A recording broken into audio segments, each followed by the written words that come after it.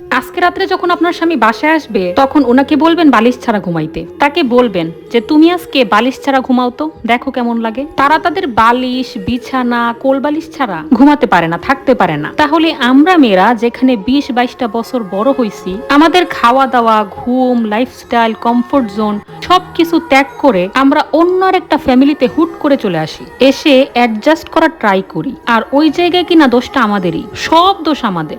আমরাই চেষ্টা করি না, আমরা আপন করতে জানি না, মেনে নিতে জানি না। আমরা যখনই আপন করার চেষ্টা করি তখন আমাদেরকে বারবার এটা ফিল করানো হয় যে এটা তোমার শ্বশুর বাড়ি, তোমার নিজের বাড়ি না যে যা খুশি করবে। তোমার বাসায় তুমি ওইভাবে খেও, তোমার বাসায় গিয়া তুমি অতটা সময় ঘুম থেকে উঠো, তোমার বাসায় তুমি এটা কইরো, তোমার বাসায় তুমি ওইটা কইরো। আমাদের এখানে এটা এভাবে হয় না, আমরা এইভাবেই রান্না করি, আমরা এইভাবেই খাই। নতুন করে যে মানুষটা আসে তার জন্য কি কোনো কিছু চেঞ্জ হয়? তার জন্য কি কেউ বিন্দু মাত্র স্যাক্রিফাইস করে?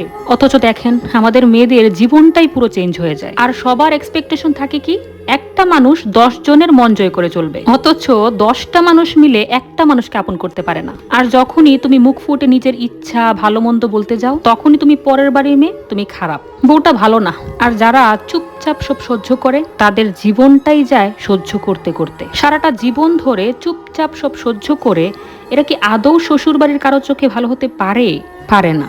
শ্বশুর বাড়িতে ভালো করলেও খারাপ, আর খারাপ করলে তো খারাপই। এখন অনেকেই বলতে আসবেন যে না, আমার শ্বশুর বাড়ি তো এরকম না, আমি ভালো শাশুড়ি পাইছি, ভালো শ্বশুর বাড়ি পাইছি। হ্যাঁ পাইছেন, আপনি 1000 নারীর মধ্যে একজন সৌভাগ্যবতী নারী। আর বাকিদের ক্ষেত্রে এগুলো চিরন্তন বাস্তব।